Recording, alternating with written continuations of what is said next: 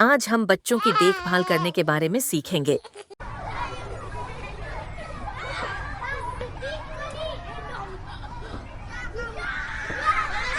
Conscious parenting, parents as genetic engineers, यानी बच्चों की शौरी परवरिश में वालिदैन का किरदार जेनेटिक इंजीनियर्स का होता है कि वालिदैन किस तरह अपने बच्चों की जेनेटिक हेल्थ और जहनी नशोनुमा में एक गहरा असर डालते हैं। ये वो साइंस है जो बताती है कि जीन्स एक्सप्रेशन हमारे एनवायरनमेंट से कैसे मुतासर होता है। इसमें वालिदैन का बच्चों को दिया गया इमोशनल और फिजिकल एनवायरनमेंट उनके जीन्स को कैसे ऑन या ऑफ कर सकता है। इसका असर बच्चों की मोहब्बत, शख्सियत, सेहत और मुस्तकबिल पर पड़ता है। बच्चों की सोच, खौफ और ख्यालात भी उनके वालिदैन की वजह से ही तश्कील पाते हैं। अगर वालिदैन शौरी तौर पर अपने बच्चों को मुस्बत और मोहब्बत भरा माहौल देंगे तो वो उनके अंदर ऐसे जीन्स को एक्टिवेट कर सकते हैं जो उनकी बेहतर सेहत, खुशी और कामयाबी के लिए साजगार माहौल को फरोग देगा। बच्चों की 7 साल की उम्र तक का दौरानिया उनके लाशौरी जहन यानी सबकॉन्शियस माइंड की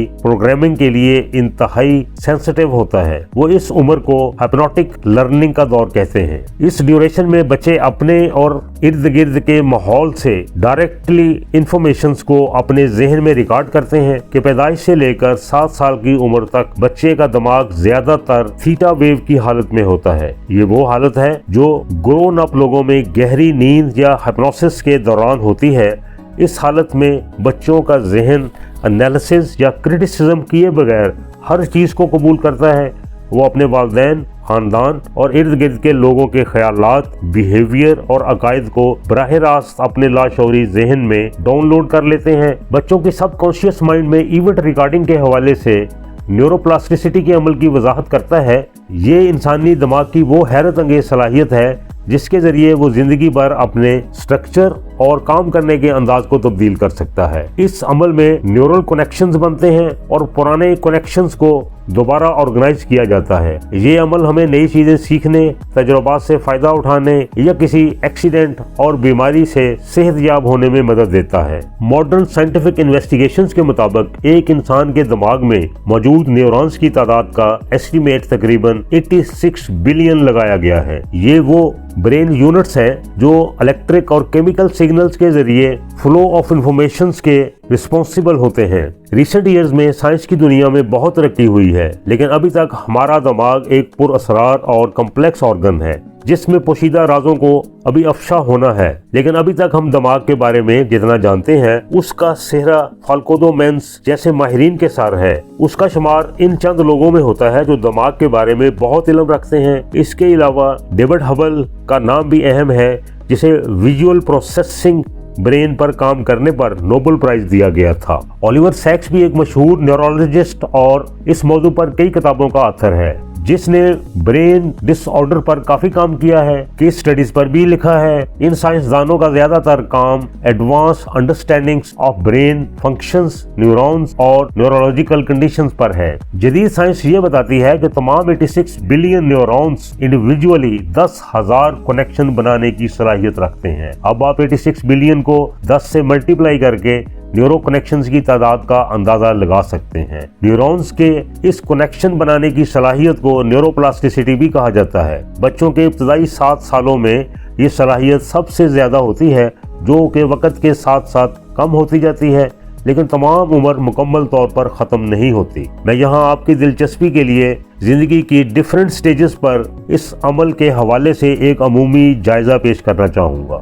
किसी भी इंसान में बचपन के पहले 7 सालों में न्यूरोप्लास्टिसिटी की शरह 90% से लेकर 100% तक होती है। फिर बचपन से जवानी यानी 8 साल से लेकर 25 साल तक यही शरह 70% रह जाती है और 25 साल से लेकर 65 साल की उम्र के दौरान ये शरह कम होकर 40% हो जाती है और बुढ़ापे यानी 65 साल की उम्र के बाद यही शरह तकरीबन 20% रह जाती है। लिहाजा बचपन में न्यूरोप्लास्टिसिटी की शरह अपने अरूज पर होती है और उम्र बढ़ने के साथ साथ कुदरती तौर पर कम होती जाती है, लेकिन ये जिंदगी भर जारी रहती है। लेकिन मुसलसल सीखने और ज़हनी मशक के जरिए हम इसे किसी भी उम्र में बेहतर कर सकते हैं। न्यूरोप्लास्टिसिटी के अमल को फंक्शंस करने के हवाले से हम 3 स्टेजेस में तकसीम कर सकते हैं।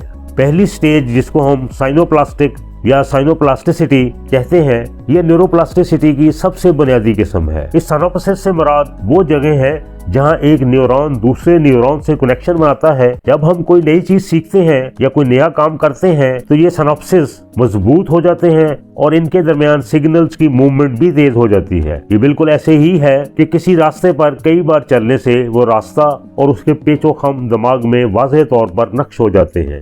दूसरी स्टेज को हम स्ट्रक्चरल प्लास्टिसिटी कह सकते हैं। इस अमल में दिमाग के फिजिकल स्ट्रक्चर में तब्दीलियां आती हैं और नए न्यूरॉन बनने का अमल या न्यूरोजेनेसिस का प्रोसेस शुरू हो जाता है। इसकी एक आम मिसाल ये है कि किसी भी महारत को मुस्तकिल तौर पर सीखने से, जैसे कोई म्यूजिकल इंस्ट्रूमेंट बजाना या नई जुबान बोलना, दिमाग के उस हिस्से में ग्रे मैटर बढ़ जाता है जो इस अमल का जिम्मेदार होता है। तीसरी स्टेज को हम फंक्शनल प्लास्टिसिटी के नाम से याद रख सकते हैं। जब दिमाग का कोई हिस्सा जख्मी हो जाए तो फंक्शनल प्लास्टिसिटी के जरिए दूसरे हिस्से मुतासरा हिस्से का काम संभाल लेते हैं। मसलन अगर कोई शख्स फालिज के बाद अपनी एक टांग का कंट्रोल खो दे तो दिमाग के दूसरे सेहतमंद हिस्से इस फालिज ज़दा टांग को कंट्रोल करने का काम आहिस्ता आहिस्ता सीख लेते हैं। न्यूरोप्लास्टिसिटी एक डायनामिक प्रोसेस है जिसे हम अपनी जिंदगी के डिफरेंट एक्सप्रेशंस के जरिए बढ़ा सकते हैं, जैसे नई चीजें सीखना, कोई नई जुबान बोलने में महारत हासिल करना, म्यूजिकल इंस्ट्रूमेंट या नई स्किल्स को सीखने से दिमाग के रास्ते खुलते हैं। इसी तरह जिस्मानी वर्जिश से दिमाग में खून का बहाव बढ़ जाता है जो कि नए न्यूरॉन्स के अमल को फरोग देता है। बाकायदा गहरी नींद के दौरान दिमाग खुद को दोबारा ऑर्गेनाइज करता है। बच्चों की शौरी परवरिश के हवाले से वालिदैन की बुनियादी जिम्मेदारियों का जिक्र बड़े मौसर तरीके से बयान करता है कि वालिदैन को अपने आप को रोल मॉडल समझना चाहिए, क्योंकि बच्चे उनकी बातों से ज्यादा उनके अमाल को देखते और सीखते हैं। अगर वालिदैन मनफी ख्यालात रखते हैं, खौफ का इजहार करते हैं या दूसरों से लड़ते झगड़ते रहते हैं तो बच्चा भी इन्हीं रवैयों को अपनी शख्सियत का हिस्सा बनाएगा। इसलिए वालिदैन को मुस्बत और सेहतमंद रवैयों का इजहार करना चाहिए। वालिदैन को ये भी यकीनी बनाना चाहिए कि वो अपने बच्चों को ऐसे मुस्बत पैगामात और अकायद दें जो उन्हें कामयाबी और खुशी की तरफ लेकर जाएं। वो बच्चों को हौसला अफजाई, मोहब्बत और एतमाद देना सीखें ताकि बच्चों का सबकॉन्शियस माइंड इन मुस्बत चीज़ों को रिकॉर्ड कर सके। ब्रूस लिप्टन वालिदैन को मशवरा देता है कि सबसे पहले उन्हें अपने खुद के सबकॉन्शियस प्रोग्राम्स को रिविजिट करना चाहिए। अगर वालिदैन के लाशऊर में कोई नेगेटिव प्रोग्रामिंग हो चुकी है तो उन्हें उसे बदलने पर काम करना चाहिए, क्योंकि ये मनफी प्रोग्रामिंग बच्चों में ट्रांसफर हो सकती है। वो इस बात पर भी जोर देता है कि वालिदैन को अपने बच्चों को ये सिखाना चाहिए कि वो अपनी ज़िंदगी बेहतर बनाने की ताकत रखते हैं।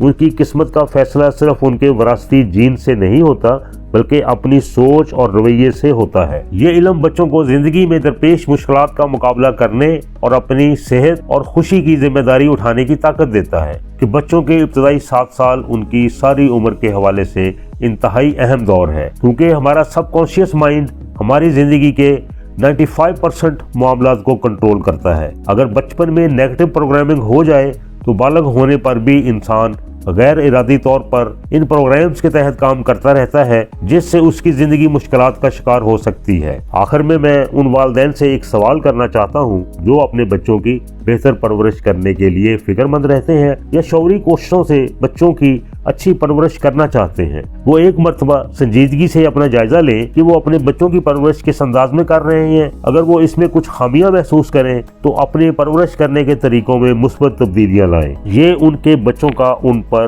कर्ज भी है। उम्मीद है आपको ये वीडियो पसंद आई होगी। अगर अच्छी लगी है तो लाइक, शेयर और कमेंट बॉक्स में अपनी राय जरूर दीजिएगा। अगर दिल माने तो सब्सक्राइब भी कर दें। शुक्रिया।